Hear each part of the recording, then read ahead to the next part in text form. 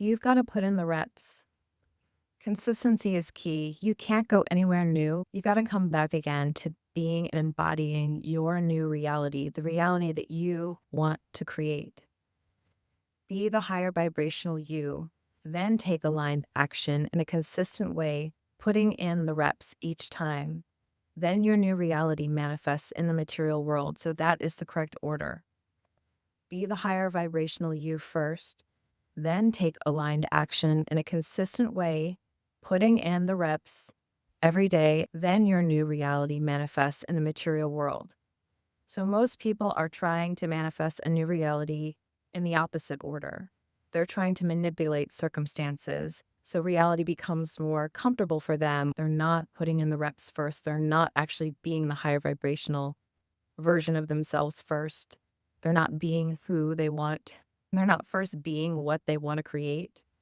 So that is the absolute opposite way by focusing so much on how reality should change to suit you, to make things easier for you, to feel better. So you could feel more at peace. So you could feel more relaxed in your daily life, always trying to force reality or manipulate reality to change in a way that suits you better. That way, you're going to get more of what you don't want. The more you complain, the more you wish, and you're putting out this kind of low frequency vibration and a level of dissatisfaction, feeling like reality isn't giving you enough, like you don't have enough, and somehow you're a victim of life. If you complain a lot, which I can empathize because I've done that myself at times in my life, that is actually one habit I'm trying to cut out as much as possible. I still catch myself complaining and thinking, oh, this should be easier. Why can't things be easier? But I know that does not serve me. It's not in service to the reality that I want to manifest for myself. In fact, it brings me more of what I don't want. The more I complain, the more I dwell in an energy of feeling dissatisfied, unhappy, like I'm a victim of circumstances and other people, instead of taking responsibility for the role that I'm playing in my own reality and how I'm showing up every day in my life. So that is something that I think a lot of us have had a habit of doing. And I understand why it's so enticing.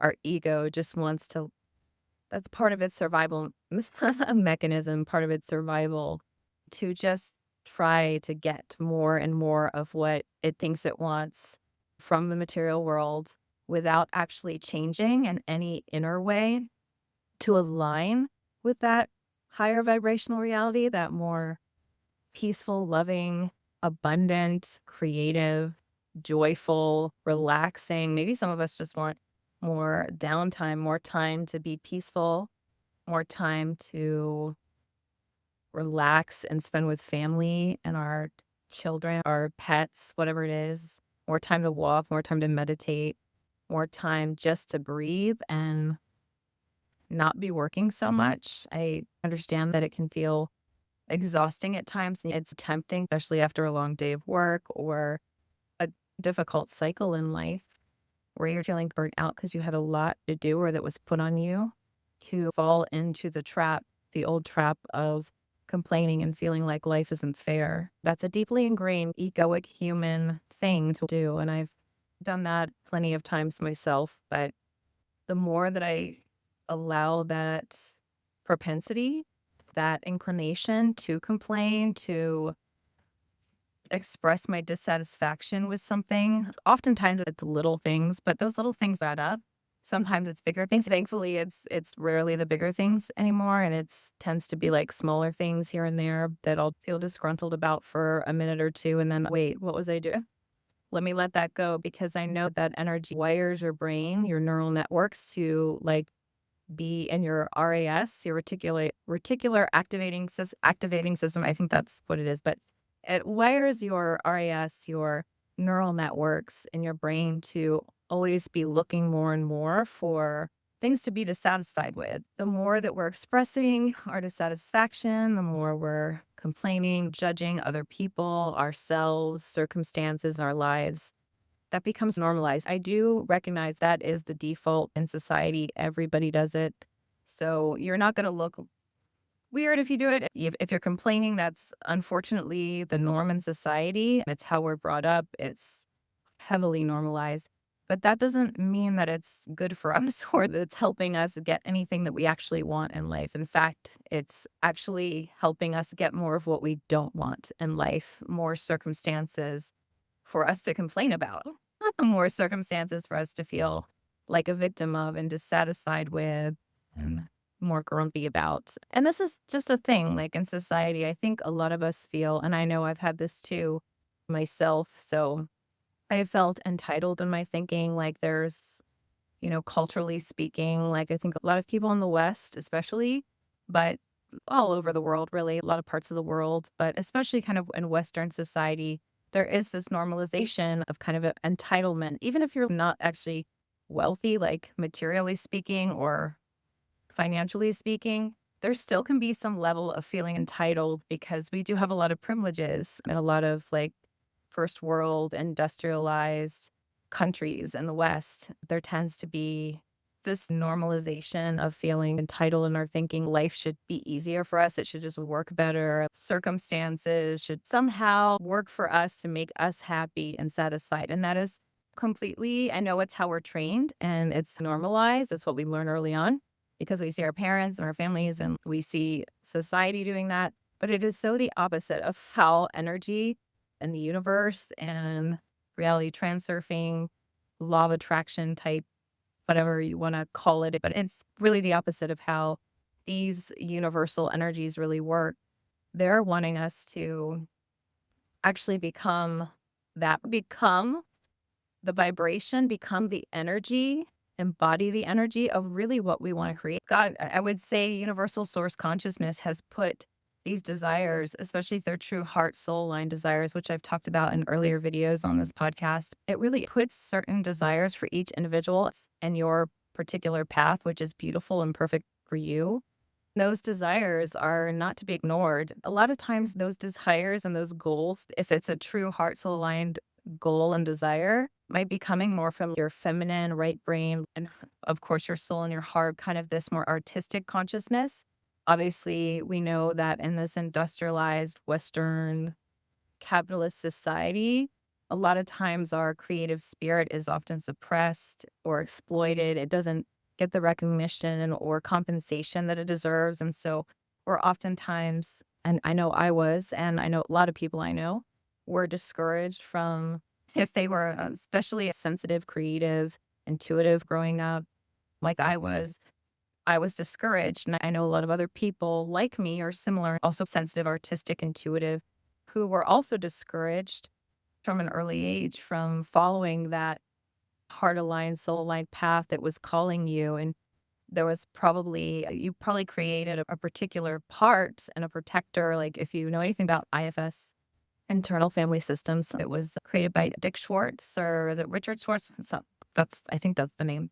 But anyways, internal family systems does say that we create these parts, sort of these wounded child parts, and oftentimes these protector parts to help us work through things and bury and hide parts of us that don't feel safe to show and express in society. So if we have this natural artistic inclination, or you love singing, you love art, you love dance, some kind of a creative expression. You love creating YouTube videos. You just like creating really cool inventions that are really out there and awesome and cool. Maybe one or two of your friends appreciate it, but nobody else, right? If you have this spirit and the world, most of the world doesn't understand it and they're like, well, that's not practical. How are you going to make a living, right? Doing that thing. Your parents don't understand, your grandparents don't understand, aunts, uncles, and they're encouraging you to go maybe into a STEM field, or they're encouraging you to just go a traditional route of doctor, lawyer, teacher, business person, whatever it is, more traditional, safe and secure route in society, traditionally safe and secure route, then you probably suppressed certain parts of you if you weren't supported or encouraged early on in life. Maybe you were even bullied for that gift. It can be pretty severe. You can be bullied, or some family can really just be aggressive about getting you to suppress that gift. So you'll create certain parts of you that are protecting these artistic parts that have certain things they want to express. They're part of your heart, soul, or they're part of what you came into this 3D reality world here to birth into existence, because Universal source consciousness wants to express itself through you. It wants to know itself more through you, and it wants to see you birth a number of your goals into reality and see them through and follow them. But especially if our goals are not aligned with a traditional path in society or mainstream supported, then we're oftentimes heavily encouraged to not show those parts, not reveal those parts, not express those parts. As a survival mechanism, we end up pushing those down, creating parts of us that kind of feel dissociated or that kind of like branch off, in a way. They become sort of fragmented. They become fragmented parts and that we develop protectors to protect them, and they become part of our shadow, this shadow that we're hiding and protecting. We maybe express in these little spurts, like little moments, but then we go back into hiding because we're afraid to show too much or express too much. Yeah, it's exhausting. If you're here, you probably have a sense of what I'm talking about here, and you've likely created some parts in you that you've been too afraid to express and that you've pushed down and that are wanting to come up and that are more heart-centered, soul-aligned goals for you. Maybe you're doing a job because you think you have to. It feels safe, secure. It's what your parents wanted you to do, but it's really not in your heart, and you're really just going through the motions. You're doing the job, okay, fine, but you don't love the job and it's not your calling and you've known that. This can create a lot of conflict. I understand because I've been there. This is a point where we have to start reclaiming ourselves, right? If we keep following that path, that's the known path, right? Continue to do what we've always done in alignment with what society would want for us, would expect of us, what our parents, grandparents, whoever it is, had a lot of influence on us in our lives, especially our early lives. We can follow the known, tried and true path.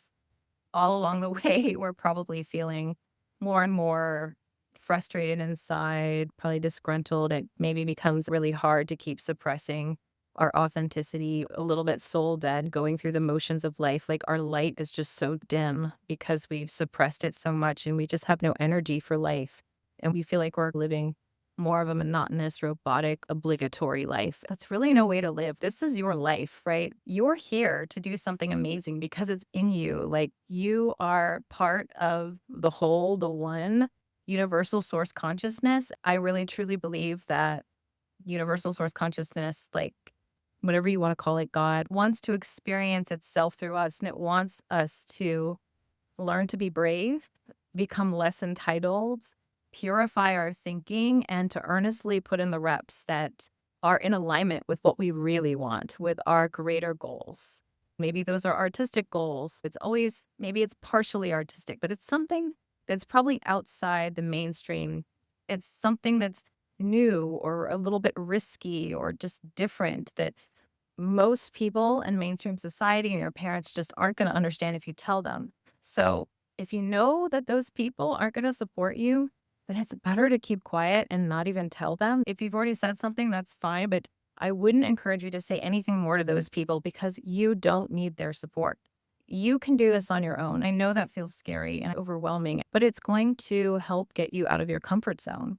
And this is what this process is. And I'm not saying like jump off the deep end, but you can take some steps, right? You can create a side project that's aligned with your goal. Maybe you still have to keep working your job that's just paying the bills for now. And I totally get that. I've been there. I'm still kind of there to a degree, but breaking out of that shell and doing what's heart aligned for me now and really going for it. The more I do it, I just feel so grateful and good. And why did I start this earlier? 'Cause my soul was feeling like it was kind of like withering away for quite a few years earlier on when I wasn't taking the courage. I was too much in my egoic mind fear state and too worried about security and lots of things.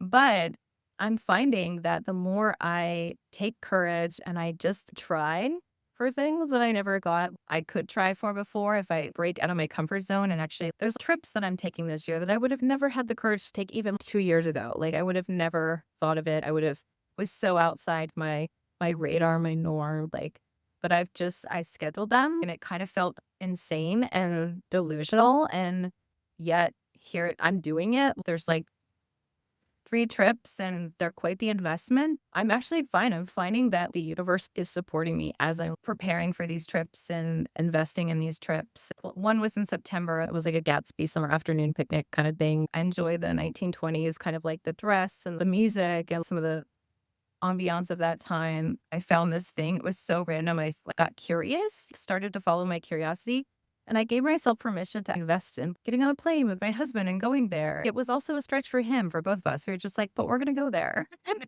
we did. We had a wonderful time. We even saw an illusionist show. It was great. There was no big consequence or fallout happened. It was totally awesome. And we're actually on another trip now at a retreat, soaking in Santa Fe, which is just beautiful. We're enjoying that too. Just staying in a relaxing hotel and soaking at their mineral pools. It's okay to invest in yourself and things that really matter for you, like the goals you have, because travel had been so low on my radar before. And it's something I've always wanted to do, but I felt like I just couldn't afford or couldn't invest in. And the next one is a bigger one. It's like going to Europe for 2 weeks, which we're going to do this summer. We're excited about that too. I've never been to Europe and I've always wanted to go and really looking forward to that too. The old me would have always talked myself out of everything. I would get these little bursts of inspiration and I would want to do things and I would always talk myself out of it. Even a few minutes into having the thought, I would talk myself out of it immediately. A year and a half ago, maybe, I think is when I just started to like, wait, maybe I can actually do things. Maybe I can actually live my life and have my goals. Even if I don't know how yet, I can just start making some movement towards it. I can start daring to dream, daring to be more delusional and dream of what I want and take little steps along the way and see, oh, wow, it's okay. I'm actually safe as I take more steps towards this. Maybe starts out as baby steps, but they're steps that you're taking, getting closer and closer. And I'm finding that somehow like more abundance because I'm not complaining in the same way. I used to complain a lot and feel like a victim and be jealous of other people who said they went to Europe. It's kind of insane, but I did it to myself. And I would live in the vibration of just feeling like other people are more privileged and this young person went there and I'm like a decade older than that person. She got to go there. It was insane. I would make up stories in my head of limitation for myself because of my difficult childhood and the fact that we hardly ever traveled as a kid. My dad didn't want to travel. He was pretty cheap. So there was this story of like, because that was my childhood experience, that it always had to be that way. And nothing like good could happen for me, but it happened for other people. It was totally made up. It was a total, like, insane made up story. And the second I just stopped, I dared. It's not like I stopped cold turkey believing it, but it took some time and it took me denormalizing the habit of complaining. Like, why am I complaining? And do I need to keep complaining? And who and what is it serving? It was just serving more of this, attracting more dissatisfaction, more for me to feel dissatisfied with, to feel limited by, to feel like a victim of life and circumstances and always comparing. And it was totally delusional, unhealthy, and unfortunately normalized in society type of delusional. But I'm actually asking you to become delusional in the right healthy way that is aligned with the universe for yourself, not for me, not for anybody else, but for yourself, because your life will get so much better as you do that. Have the courage, dare to dream, dare to be your like highest vibrational self and take your time doing it because I know this is a process. I still feel like I'm kind of in a fairly early to middle stage of this process. Like, yes, I'm getting to do a lot of amazing things. A lot of my goals are starting to feel more visceral and real. I've shared another goal I've had. Travel's one of them. Creating this YouTube channel, stopped complaining about it, started doing it. No longer a pipe dream, just a reality. I'm enjoying the process and focusing on the journey and the process rather than results and numbers. Being a YouTube star, like, great. I won't say no to that, but I don't think about it. I'm focusing on the process. And whenever I have a thought about comparing and numbers and likes and blah, blah, blah, let it go because it really doesn't matter. This is not me. This is like the universe experiencing itself through me. I am basically the vehicle. I'm just a part of universal source consciousness experiencing itself through this human incarnation in a beautiful way now. And it used to be not such a beautiful way, but it was still part of the process and the journey. The way I used to be was just part of the mainstream normal vibration of being dissatisfied and feeling like a victim and complaining and feeling entitled. Even that was beautiful in its own way until it wasn't. And it also just needed to there's a time and a place for everything. If you're still there, you're there. Be kind and gentle with yourself, but also don't be so gentle with yourself that you're continuing to allow yourself to express it without any filter, especially if you want your reality to really change and you really want to live a more intentional, higher vibrational life where you actually are manifesting a number of your goals. I would highly encourage you to stop complaining, focus on being what you want to attract and create and the reality you want to live in first.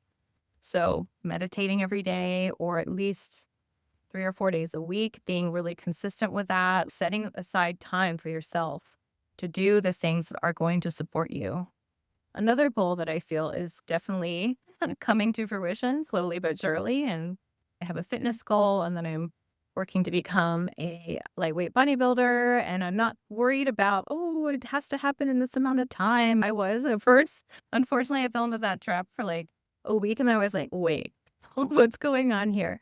And now, the more that I'm just kind of enjoying the journey and I'm being consistent with logging, I have to log my meals and stuff to track things, as well as be very consistent about walking every day. And I'm walking several miles a day, usually 2.5 to 3.5. It's a good amount of walking, but I'm getting beautiful views and fresh air, and it's really good for me. So I'm just trying to enjoy that part of it, building muscle at the gym several times a week and doing high intensity interval training classes as well. I do feel like I'm having some results. I'm seeing the results, even lost a little weight, which feels good in alignment with this goal, and gaining muscle. So very grateful for that. It really is a journey. And if we get too focused on the outcome, you can actually talk yourself out of even doing it. Maybe you work on something for a couple of weeks, but then you're just like, ugh, you're not really working through the stuff that you're meant to work through, because we do have resistances. We do have shadow work. Anytime we set, especially a large goal, the bigger the goal is, we're going to be asked to confront our more shadow aspects of ourselves more and more, because these shadow parts of us, which are oftentimes those dysfunctional parts, but they're also they're sweet young parts of us that got stored with a lot of pain and protectors to kind of protect, to not show or shine. A lot of times as we are working towards a goal, especially if it's a bigger goal that takes time to manifest, we're going to have to confront aspects of our shadow.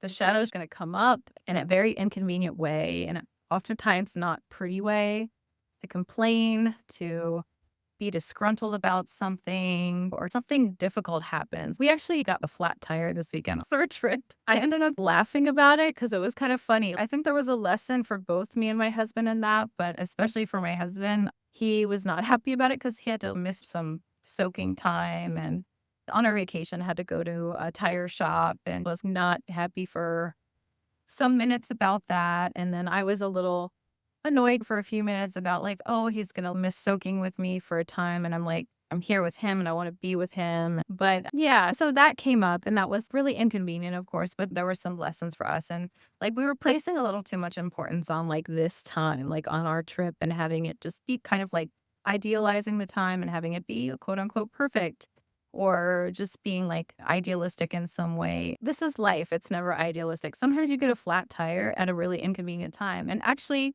wasn't even that bad because we're in a beautiful place, lots of beautiful trails to walk on. Even if we had waited another day or two to fix the tire, it would have been fine. We just enjoy. It's not a bad place to be stuck in. We're in a really beautiful place. Had to realize that and just kind of learn to let go of our attachment to the trip, everything just being perfectly smooth. He was also intending to go get me some yogurt, which I had didn't buy before the trip. And it's a high protein yogurt, which I'm used to eating every day and getting a certain level of protein to log and get my little green badge for getting enough protein that day, my little tracking app. So that was another lesson for me to reduce importance on getting enough protein. I still found a way to get enough protein, order a little extra tofu from the restaurant. Like, there's other ways to get that extra little bit of protein. And I found that way.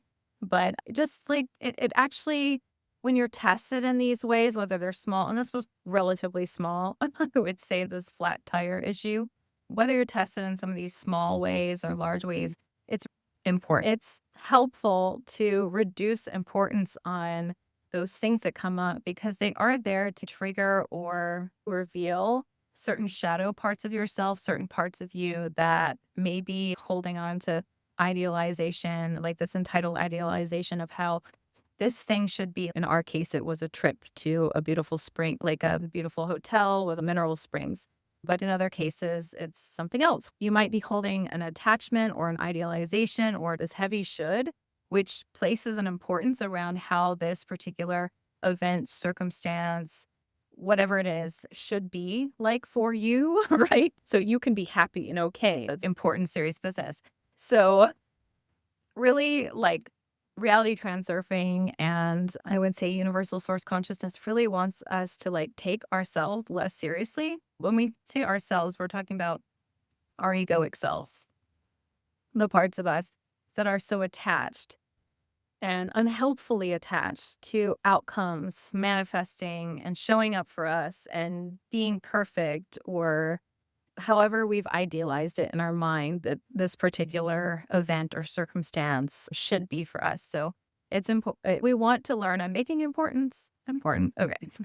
We want to learn how to kind of withdraw and like denormalize importance on an outcome or an event or circumstance or like a goal, like getting to this particular goal by X time. Like we really want to start normalizing how to reduce importance on things being the way that we think our egos have thought that they should be.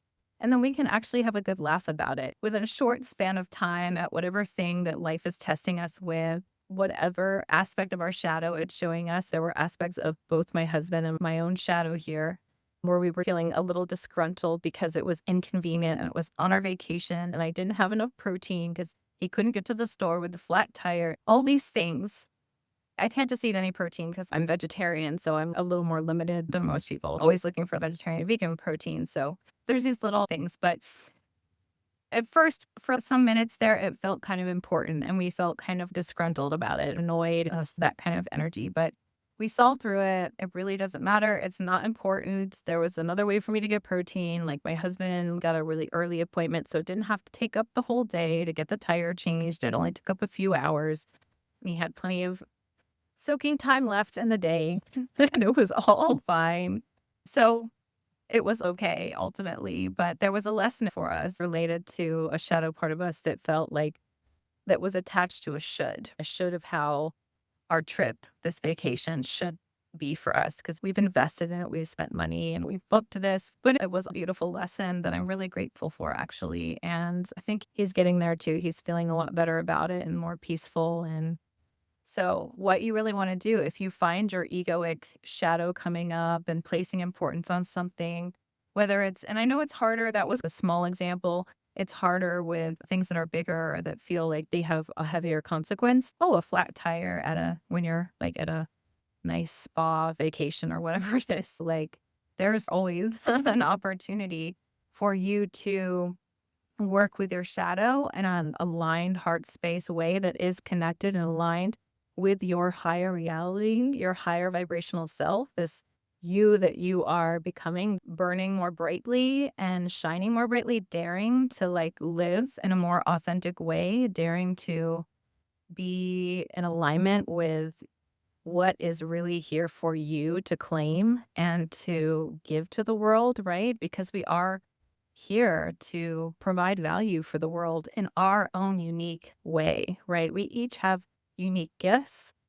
And I think universal source consciousness really wants us to share those beautiful heart and soul aligned unique gifts with everyone who's meant to benefit from that gift. So we're meant to provide value through our particular gifts, through our particular strengths by having the courage to share that and claim that we're here for this. And even if society doesn't understand, and like your parents, like it's not considered a safe traditional mainstream career path with a 401k and health insurance benefits and all the standard things that we've come to value a lot in society. It's there for a reason and it's calling you for a reason because you are meant to do something beautiful with your life that feels unique and authentic and right for you.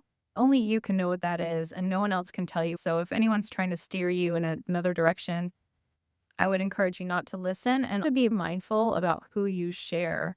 What's in your heart and soul that you really want to be very discerning about who you share that with because there are a lot of people who won't support you and might actively discourage you, act jealous. It's not necessarily that they're bad people. A lot of people don't understand because they're so disconnected from their own hearts and souls and they're following what society has told them, what their parents expect of them. They're following the path that's safe and mainstream and not within their heart. They may not even know what they really want or have the courage to be honest with themselves about that. So they can only give advice or feedback from the level that they're at. When you're living more into your truth and your heart and soul aligned path, and you're just showing up in a higher vibration every day with more energy because you're less worried about the world and what other people think.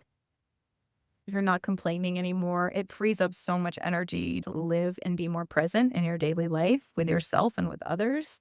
You will find that some people look at you a little odd or act a little jealous, especially if you people that you've known for a while, like they see you all of a sudden acting differently, having more energy, maybe dressing a little better, like just because you want to feel like your best self. I know that's been part of my path too before. I used to be kind of lazy about everything.